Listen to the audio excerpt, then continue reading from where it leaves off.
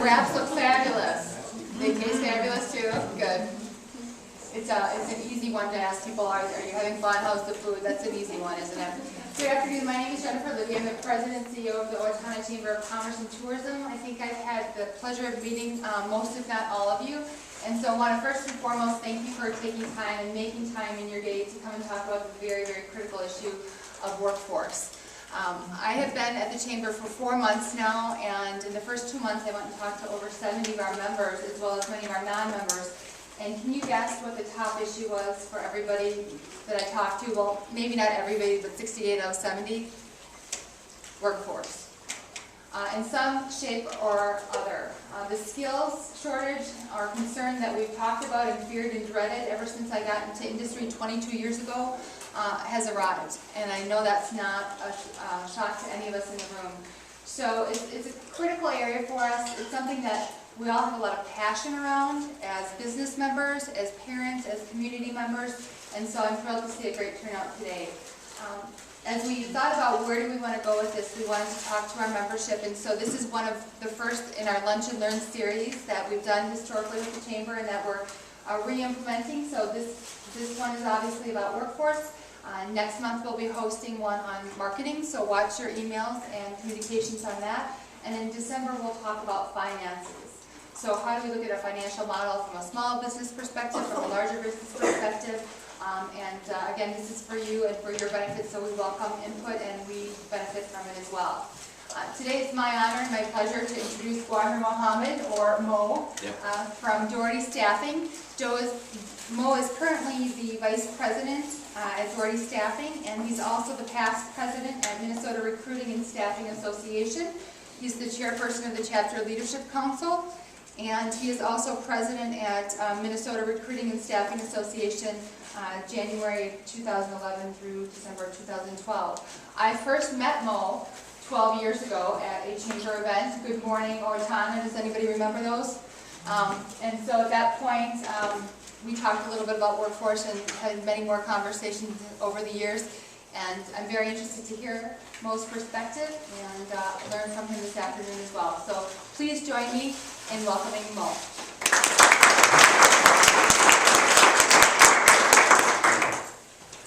Well, thank you for taking the time. I'm going to admit I'm extremely nervous only because I see Betsy sitting here. She's got way more experience than I do in this area, so I'm flattered that she's here, but I'm extremely nervous too.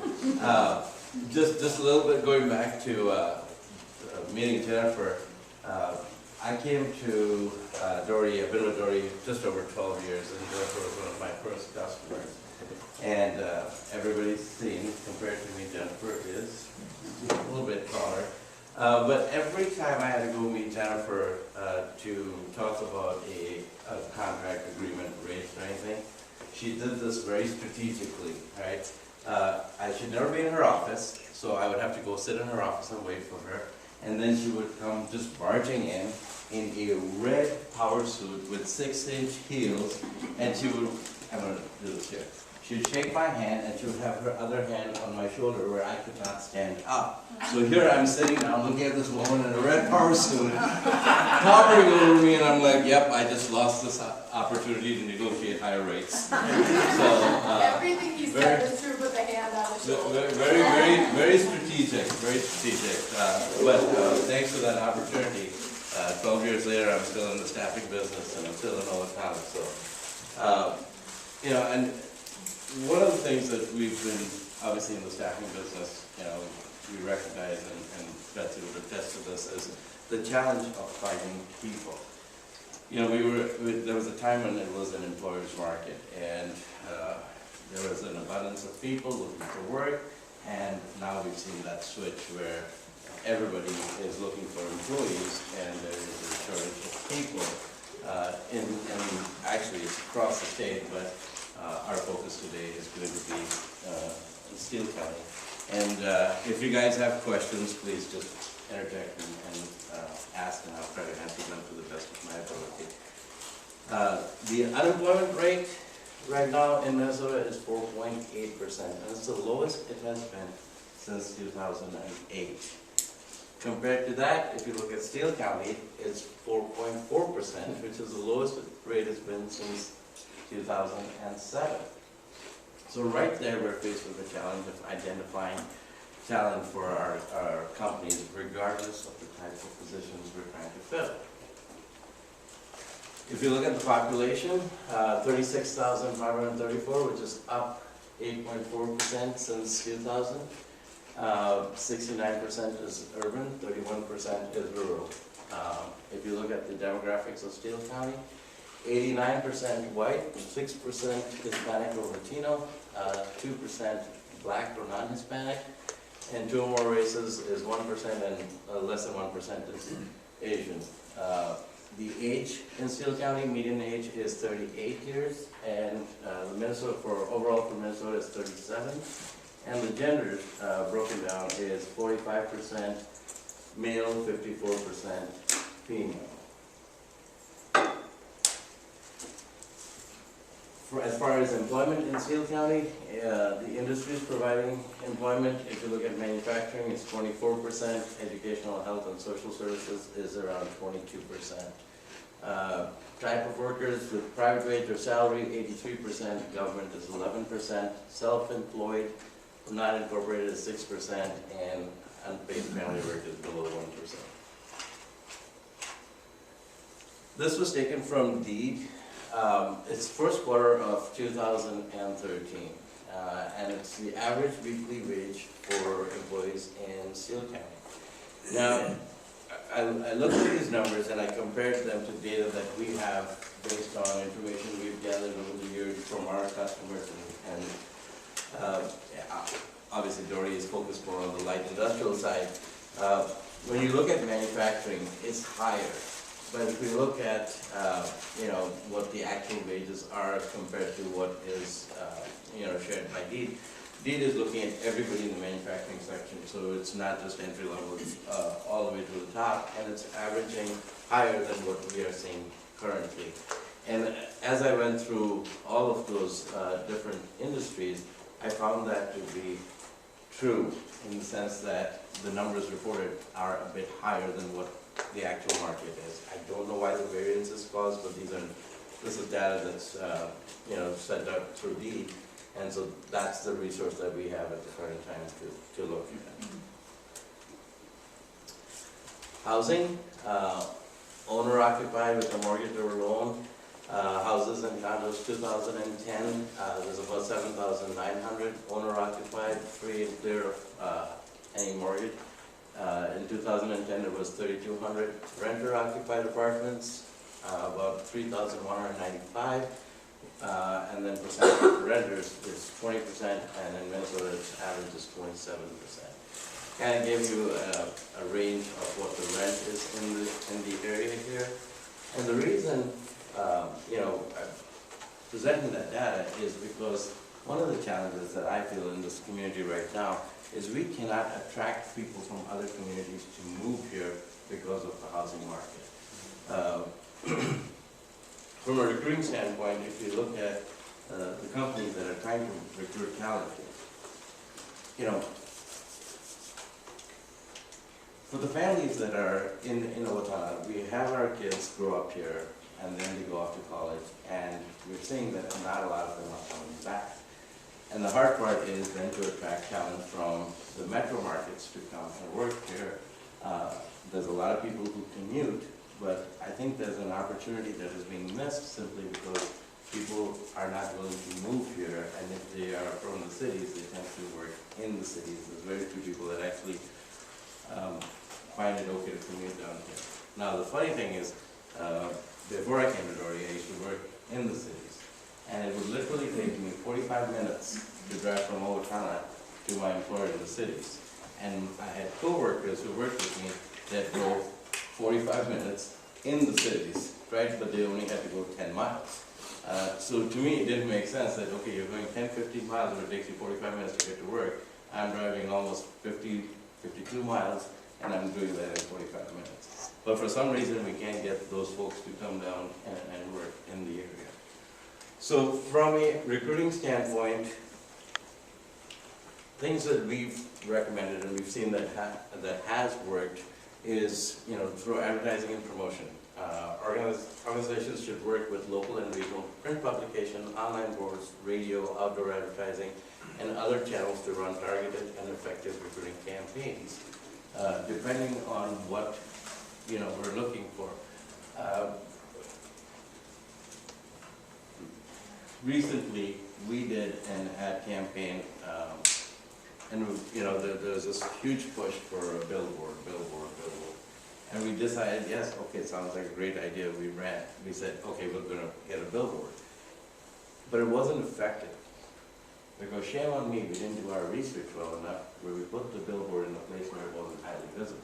So as a company, if you're going to invest, or whoever's in marketing is investing in that billboard or whatever, make sure the research is done and the questions are asked so the billboard is actually visible. Otherwise, you've made an investment where there's no return on it.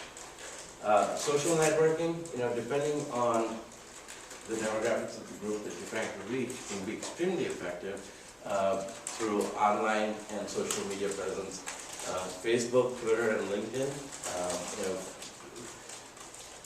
Especially in our industry, we didn't realize how many people that work in the staffing industry, meaning the temporary business, our employees are a lot more savvy than we actually give them credit for. They have smartphones and they have Facebook and Twitter. And we've got to make sure that as a company that we understand who we're trying to hire and then use social networking effectively, and you'll find that you can actually recruit a lot of people through that. Community recruiting, having job fairs, hiring events within the community, and then partnering with the schools, agencies, and other social organizations have definitely helped from a recruiting perspective. Then you get to the part where retention becomes the issue, right? And if you look at it from a company standpoint, turnover, in our opinion, is driven by wages, supervision, and environment. The other side of it, and which I'll talk more about the retention in a minute, but from a community standpoint, housing, transportation, schools, parks, social services, it's when if you look at companies that are trying to recruit people that are recently out of college, fresh college grads, right? They want to live in communities that have activities that allow them to engage. And unfortunately, I think sometimes we fall short in that area as a community. And if you look at the other, if you have families that live in the cities that want to work, that want to move out of the cities, well, not everybody has a car, and then they move to Owatonna. Now, transportation is a problem for them, right? I have a lot of friends in different parts of the country, and they laugh when we talk about that everybody in Owatonna pretty much has to have a car to get around because they use the transit system that is available. We don't have a good, we don't have a transportation system that allows for people to get to work and home if they don't have a car. It works great during the spring and summer, which is about 3 weeks in the year. But beyond that, people can't get to work. They can't walk to work. So we need to start thinking about that. The other side of it is the housing side, right? If you can own a home, great. Outside of that, can they afford housing in this community? And that is one of the biggest challenges that our customers see is people are willing to commute from the surrounding cities to come here to work, but then ironically gas prices went up. And everybody said, well, I can't go back to work anymore, right? So we have to start thinking in terms of, as a community, if we want to bring talent in from the outside, as a community, what are we offering them? Are we offering them housing? Are we offering them transportation? What is, from a public work standpoint, what do the school systems look like? What are the parks? And then for the younger folks that we're trying to recruit and bring to this community, what do we offer them? And I think if we don't start addressing those issues, I'm sure some of those issues are being addressed, but if we don't look at them as a whole and start addressing them, we're going to see some major challenges in the next 2 or 3 years. The revolving door. According to a recent survey, job satisfaction levels among American workers is at the lowest level in 20 years. 22% of the survey respondents do not expect to be with their current job in a year. There was a time when the recession hit and everybody just wanted they were just happy that they had a job. But today we're in a time where everybody is proactively recruiting, and the goal has become, you saw it's 4.4% in Steele County, right? So now employers are trying to recruit people who are already employed. And so employees now have that choice where, to give you an example, we had a contact with an employee in a management position that we had reached out to. It was very niche driven, and we had reached out to that person and said, by the way, do you know anybody else with your experience or in your line of work that would be interested in a position that one of our customers is trying to fill? He goes, well, I don't know anybody, but what's the position? Because I'm interested, right? And what that person was looking for was the employees, people know that if I leave right now and I go to another company, there's a very strong possibility that there's going to be a pay raise involved, right?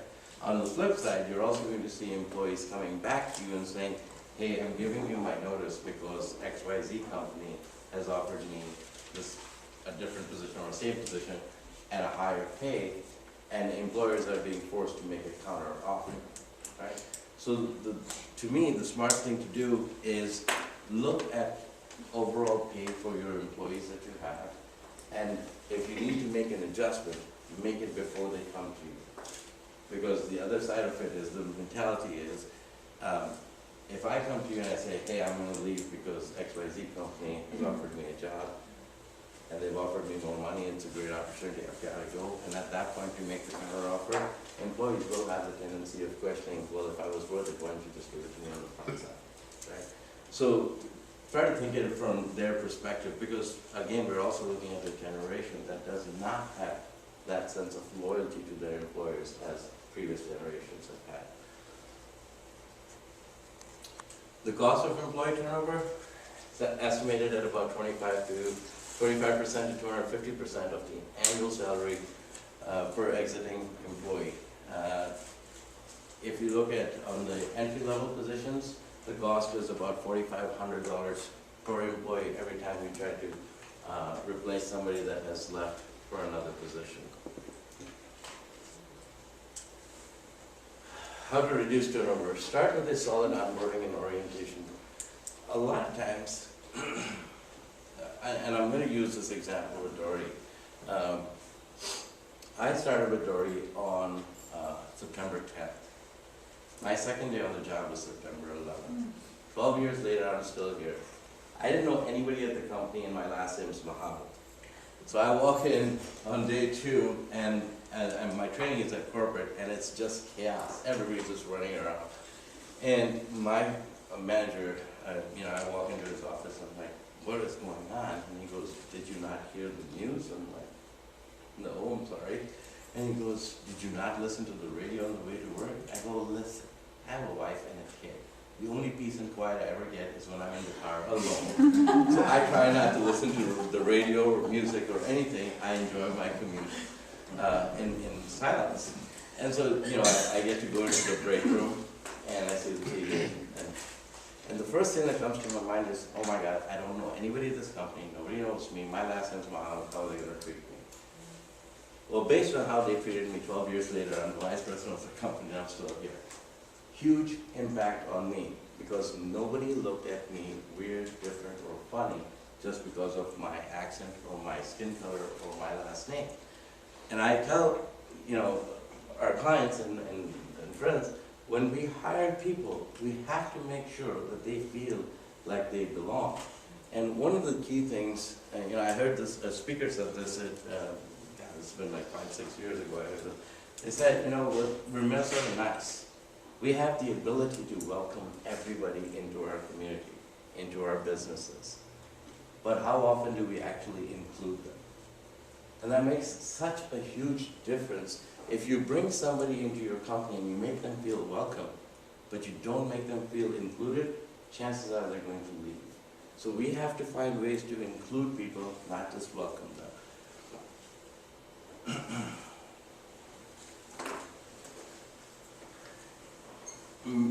This is one of the hardest messages to give somebody. And, if you experience a lot of turnover, recent studies show that people don't leave their job, they don't leave the company. 9 times out of 10 they leave their supervisor and their boss, right?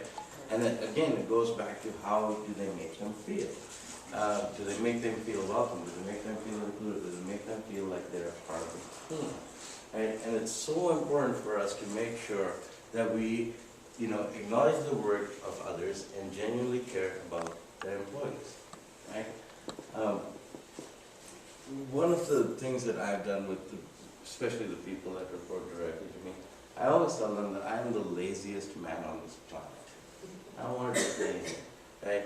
I said, think about an employer or a boss that you've had that always taught you enough so you would be really good at your job. Most of them go, yeah, I have.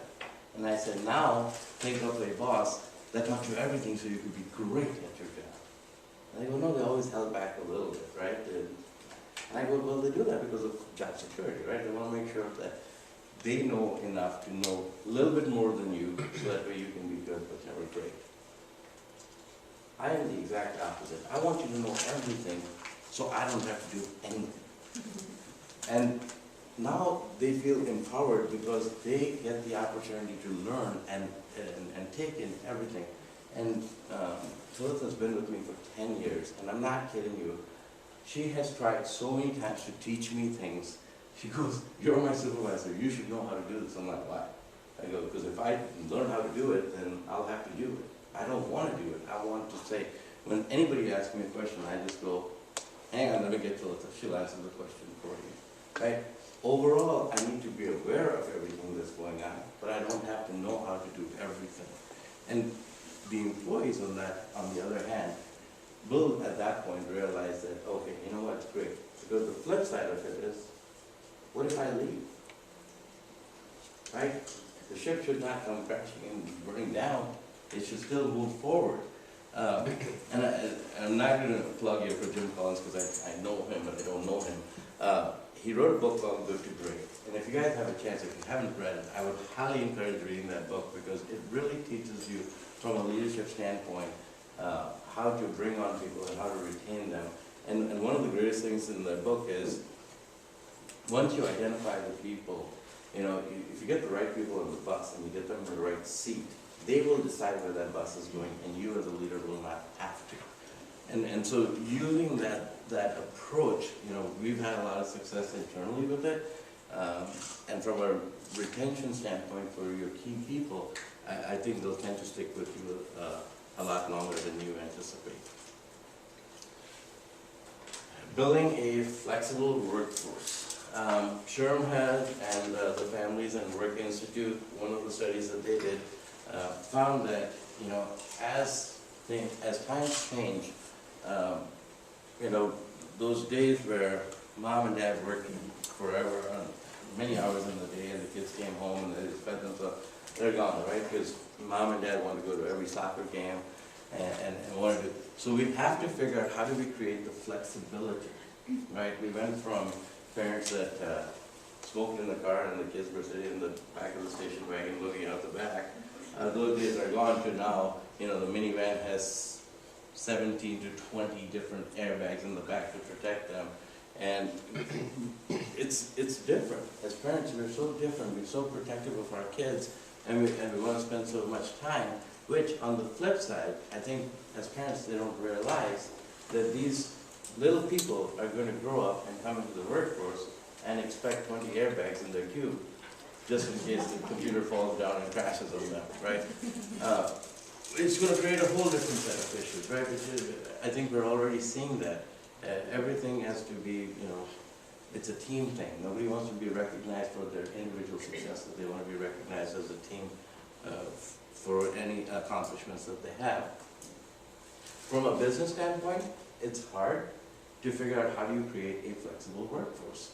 But if you can figure out how you can create that flexibility for your staff, you're going to have a higher retention rate of employees.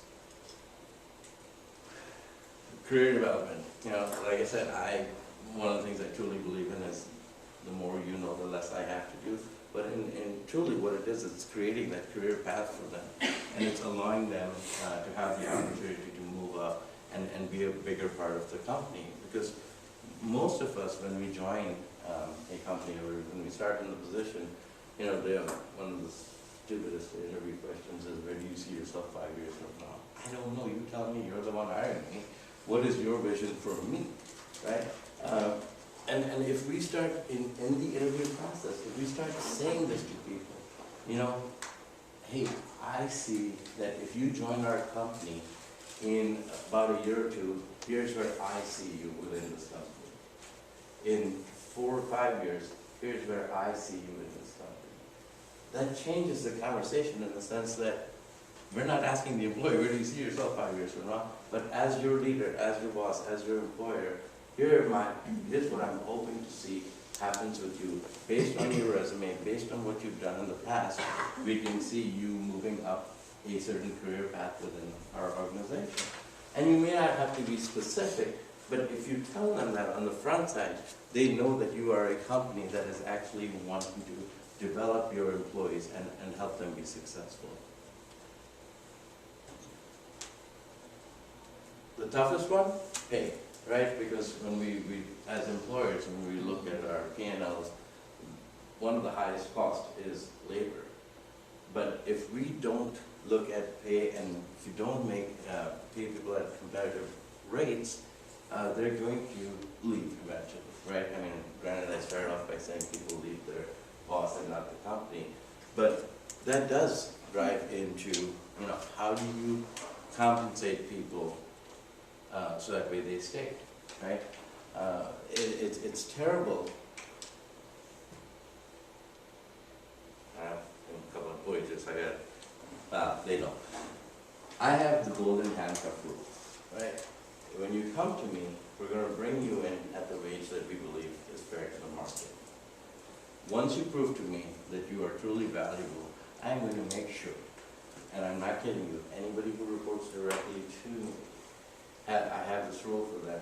I will make sure that I compensate you at such a high wage that nobody in Owatonna can ever touch you, right? What does that do for me? It creates the longevity in my leadership team, and they can't leave. They hate me. I'm not kidding. My employees hate me.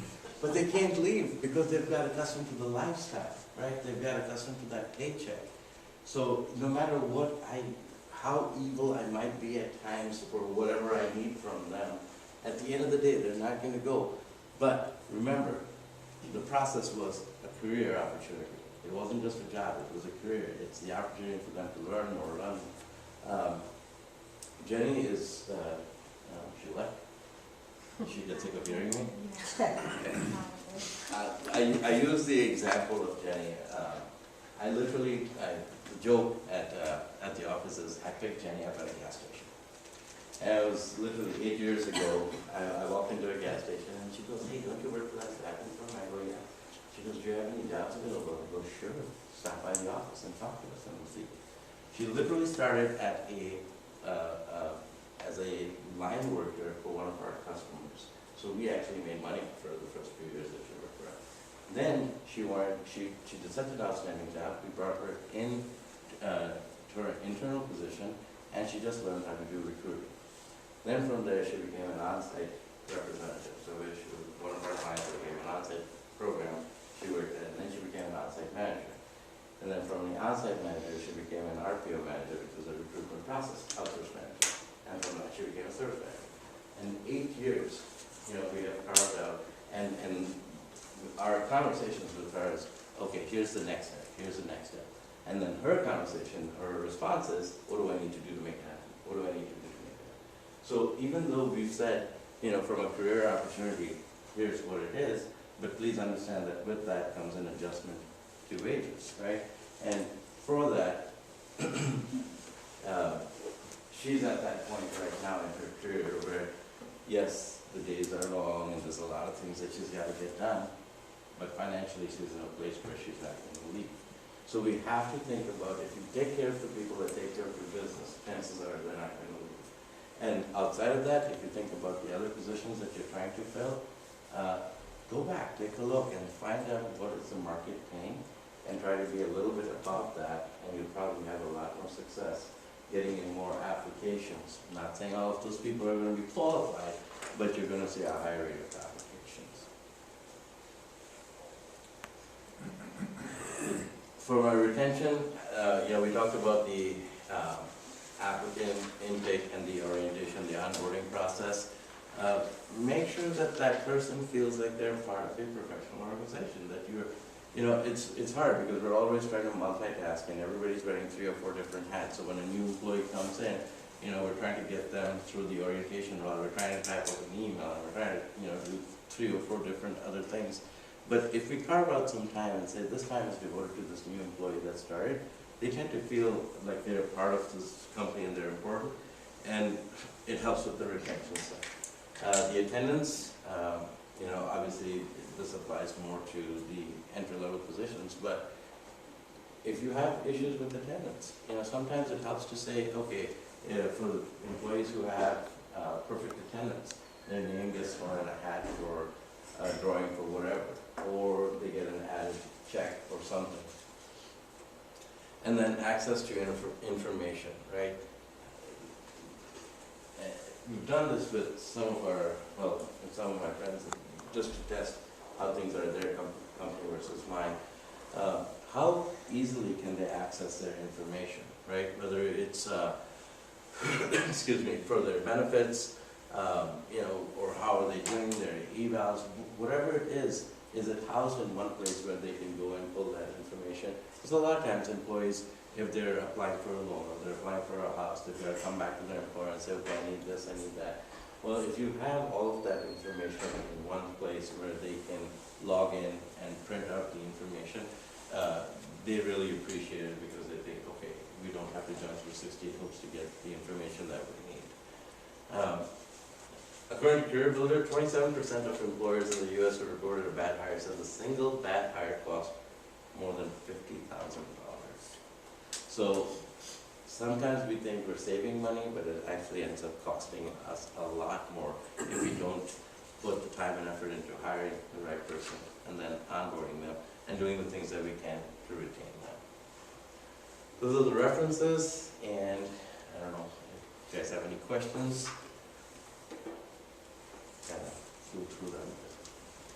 Mo, do you know why people aren't coming to Owatonna from the cities? What some of the reasons are? Besides the ones that you mentioned as far as housing, transportation. Well, as a community, what do we have to offer them, right? I mean, and that's, and how do you fix that? It's almost like you have to have a task force that looks at Owatonna and says, where do we want to be 5-10 years from now? Do we want to be like a Mankato? Do we want to be like a Rochester? What do we want to be? What are the things that people would, why is it that a person will move from, Burnsville to Mankato, but they won't move from Burnsville to Owatonna? So if you look at overall as a community, what does Mankato have to offer versus what does Owatonna have to offer, or what does Rochester have to offer? And it's, I know some companies, they ask their management team not to live in the same town, and I get that. But majority of the people, how do we get them to live in Owatonna? And it's you have to have a vision for Owatonna and say, okay, here's what Owatonna should look like in 5-10 years. And then based on that, it'll help with the recruiting efforts. Otherwise, we're going to be, everybody's going to move to Faribault. Nothing against Faribault. It's funny because people who move from the cities, they'll move to Faribault, they won't move to Owatonna. 15 minutes more. Go ahead. One of the things that in the past that I've been told from people that actually turned down a job offer here to stay in the metro or even work in the suburbs is the fact that there's a fear that if they decide they have to leave their job here, if they take here, they won't be able to find another one if they move down here. That's a very real Find fear. another one like it, because we don't have the diversity. Yet they'll take a job in St. Paul when they live in Minnetonka and drive all the way across the city. So like you said, spend 45 minutes an hour and think nothing of it. But the whole thing is that opportunity for another job, and I think that as we recruit here, we got to think about the fact that somehow we got to say, well, there's a lot of other job opportunities, not just because you're coming to work at Federate. It doesn't mean there isn't a job someplace else in Owatonna. And I think that's one of the things that keeps them from coming here, particularly younger people. Yes, I would agree 100% with that. I just recently found out that Mankato Chamber does a thing called, like how they have the parade of homes. They do that with the manufacturing companies, where they pick a day and they invite people to come and visit all these manufacturing companies. And it's something that we should probably think about to promote our community from a business. And it doesn't have to be just manufacturing. We just have to start promoting that we are a really good community with a lot of good job opportunities for people, but they don't know about it. So I learned that the chamber does tours of the community. How do we take that and incorporate it in a business sense to get people to understand what are the real job opportunities in this community? And going back to the survey that showed, a lot of people said that in a year they're not going to be in the same job, they're going to move. And that's why they tend to live in the metro areas, because they know that within a year, if they need another job, they can, find something else in these cities.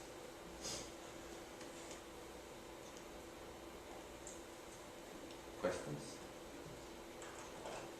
Well, you mentioned the saying that Owatonna as a whole needs to take a look at where they see themselves 5, 10 years. Yep. Where do you think Owatonna needs to be in 5? I would love to see us compete with Rochester and Mankato, right? We need to have a transportation system.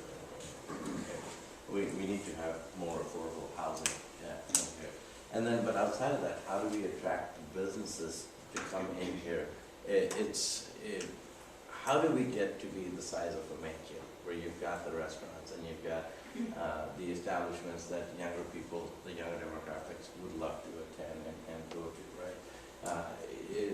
But how do we make that decision? The population is X. Based on the population of the community, those businesses decide if they're going to come here or not.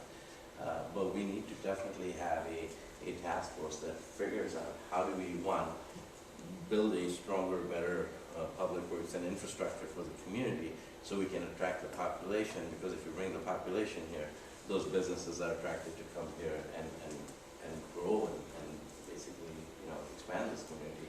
But it literally is going to take a lot of work from whether it's the chamber or the economic development committee or whatever.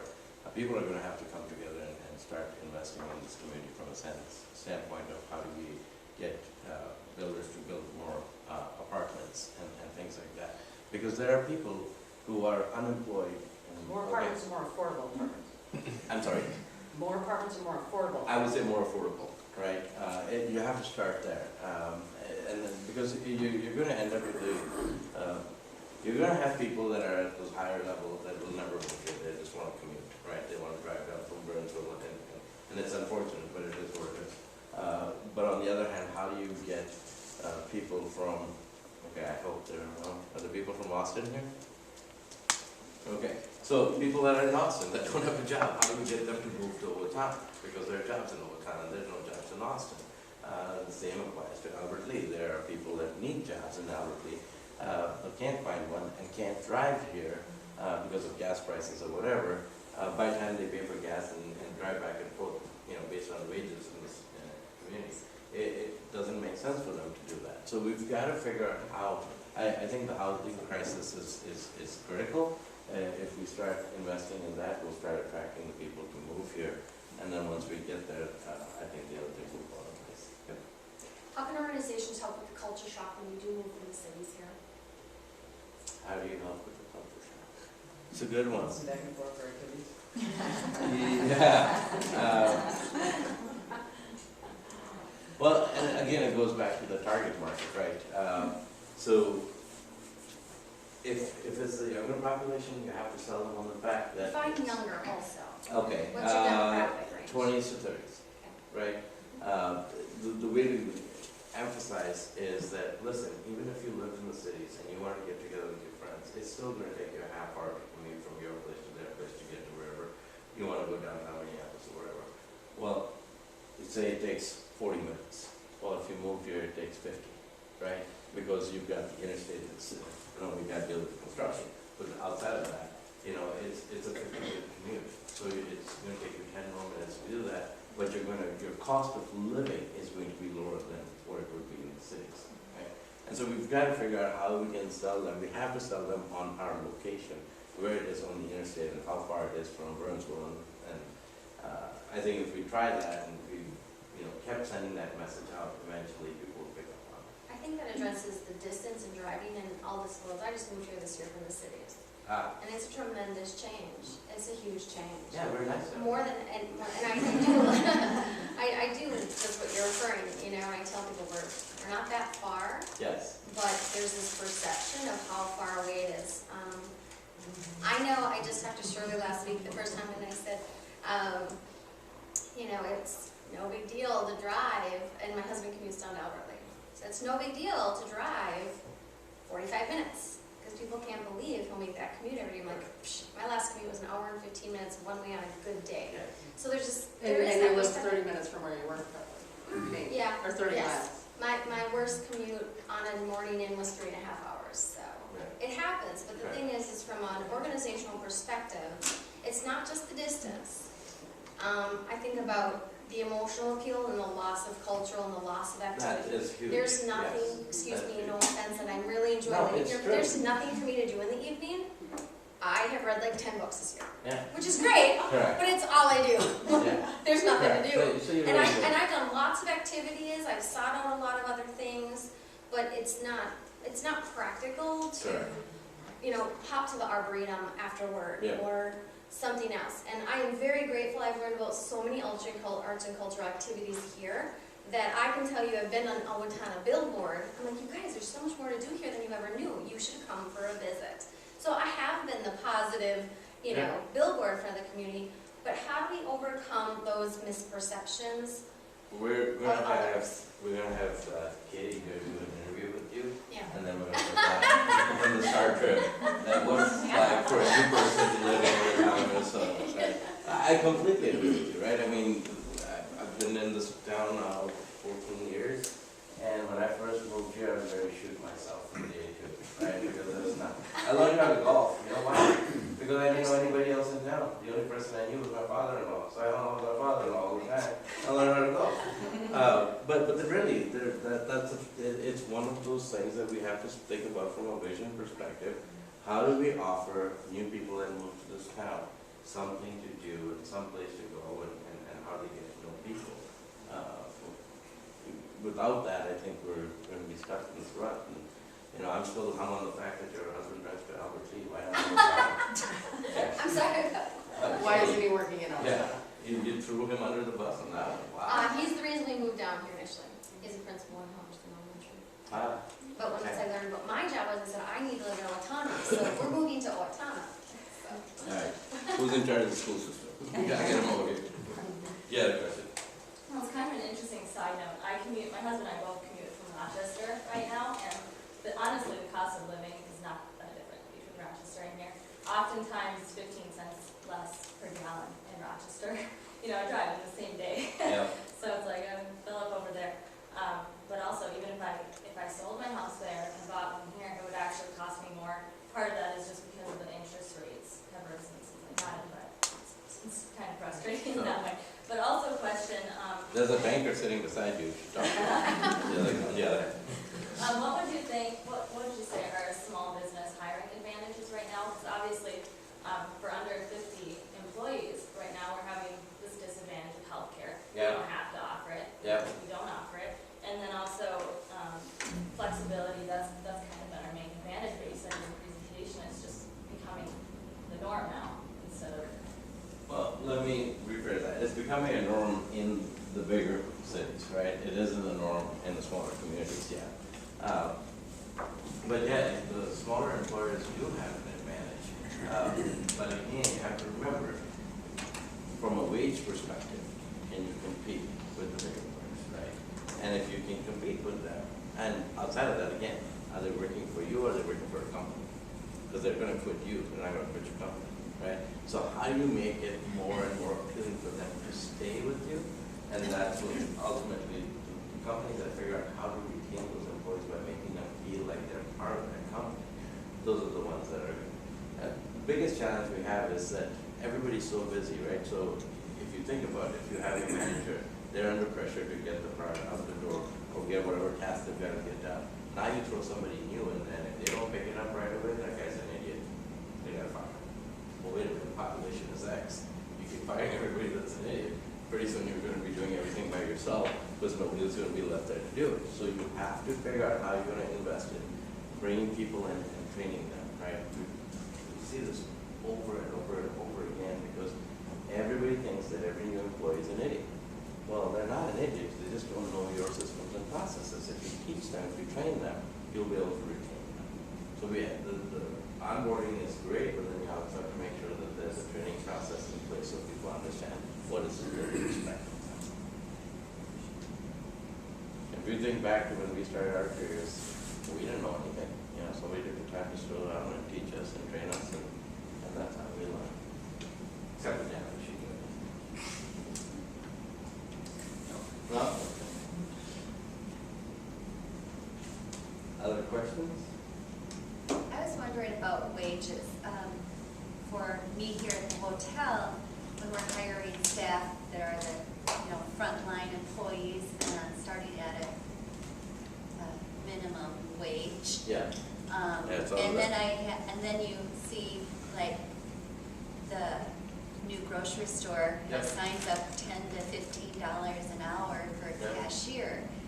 So to compete with that to what I started employees at, $7.25 is the minimum, but Yep. we don't start there, we start a little bit above that. But now when they see, I can go be a cashier and get $12 an hour over there. I mean, it's hard to find people, and is that going to be a norm in this city now, where starting wages are going to be? It's an employee's market, so yes. Here's what I would ask you, right? If two candidates walk, right? One is more qualified than the other, offer them both the same rate, can you start? No. That's what you gotta go after, right? I mean, if there's somebody out there that's worth $12 an hour, and employers have to keep an open mind and say, okay, the range for this position is from here to here.